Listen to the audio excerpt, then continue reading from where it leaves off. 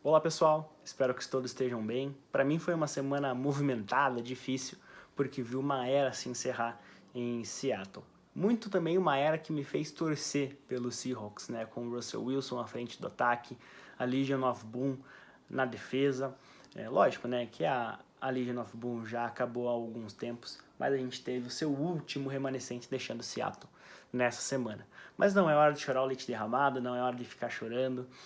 Vamos analisar e pensar nas consequências que isso vai ter para o próprio time e para os atletas. Começando pelo Seahawks, né, muita gente pensa que pode ser o início de um rebuild dentro de Seattle. Eu particularmente acho um pouco difícil, né, e porque o Pete Carroll é o técnico mais velho da NFL em atividade, com 70 anos, e 3 temporadas de contrato restantes, né, para ser o técnico de Seattle. Eu acredito que ele não vá, ao final dessas 3 temporadas, renovar com o Seahawks ou atuar em outra franquia da NFL. Talvez o college pode voltar para a USC, não sei, né? Mas a realidade é essa, ele é um técnico de 70 anos, o mais velho ativo, e acredito que são essas 3 últimas temporadas que ele vai ter pela frente, se nada ocorrer no meio do caminho. Né, uma demissão, alguma coisa nesse sentido, como eu desejei no calor do momento ali. Então isso significa que eu acredito que ele não vai querer finalizar a sua carreira num time em rebuild. Ele vai querer pegar aí as peças que a gente tem hoje dentro da equipe e construir acima delas. Né? Então a gente tem um ataque ainda com algumas peças interessantes. Noah Fant não é um mau jogador, mas isso significa que talvez o Everett ou o Disley vão deixar o Seahawks via free agency. A gente tem um par de recebedores incríveis, a gente tem um running back muito bom quando saudável, que é o caso do Chris Carson. A gente tem a ascensão do Penny, né? Depois de algum tempo machucado, jogando muito bem. Então o Seattle tem umas peças interessantes para montar o seu ataque. E eu acredito, então, muito por conta disso, que o Seattle, por ter criado cap space e por essa situação do próprio Pete Carroll, não que talvez querer se aposentar montando o rebuild, que a gente ia atrás de um quarterback experiente.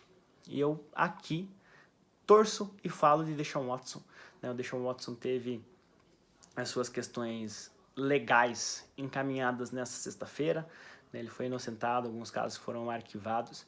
E talvez isso aumente a procura por esse jogador. Mas a gente tem aí o Panthers e o Saints para correr atrás, para lutar com a partir, né, do Deshaun Watson, para buscar o Deshaun Watson.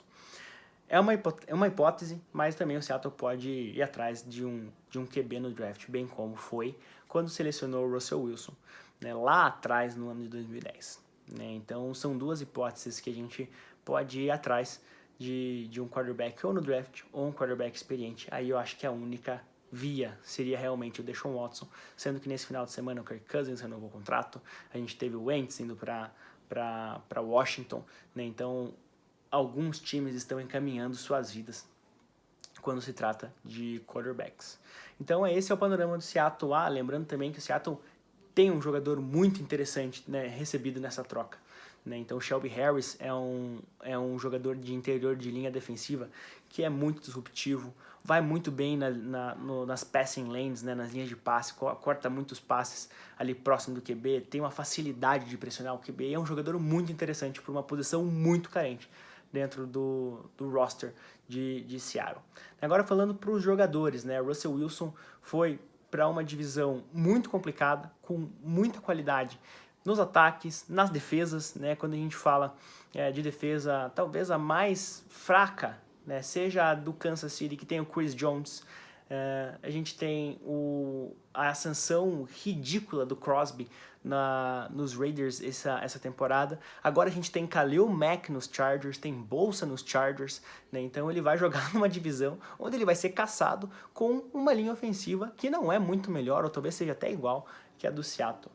Né? Então o Russell Wilson ele vai encontrar muita familiaridade na divisão que ele foi, como ele tinha na NFC West. Né? Então eu sei que o Russell Wilson vai fazer muita falta no Seattle, vai ser um jogador de destaque em Denver, tenho plena certeza disso, mas ele encontra um cenário muito parecido como ele tinha na NFC West.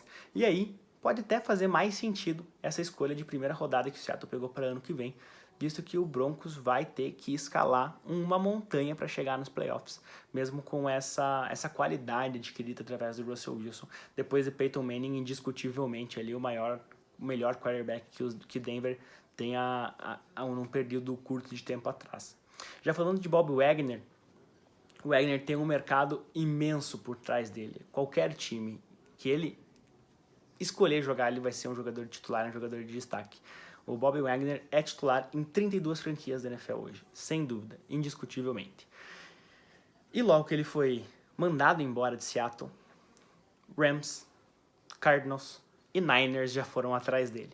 Então, talvez passe na cabeça do jogador, até o motivo quando ele foi embora, querer jogar contra o Seattle 2 vezes no ano. Ele cairia como uma luva nos Niners, cairia como uma luva nos Rams, jogando ali no esquema do McVay, como uma luva nos Cardinals, que vai ter cap space agora que o Jones foi embora. Então, seria muito perigoso jogar com um jogador como o Wagner 2 vezes no ano. Mas ele tem mercado, ele pode escolher, e até já emergiu alguns papos de Dallas Cowboys, onde ele cairia realmente muito bem. Então, pessoal, essa é a minha breve análise que eu tenho para fazer sobre os próprios jogadores e a franquia de Seattle para esse fim de relacionamento, esse fim de uma era. Então eu espero que vocês tenham gostado e deixem seus comentários também. Pensam da mesma forma? Pensam de forma diferente? Comentem, opinem e falem conosco. Um abraço, pessoal, e até a próxima.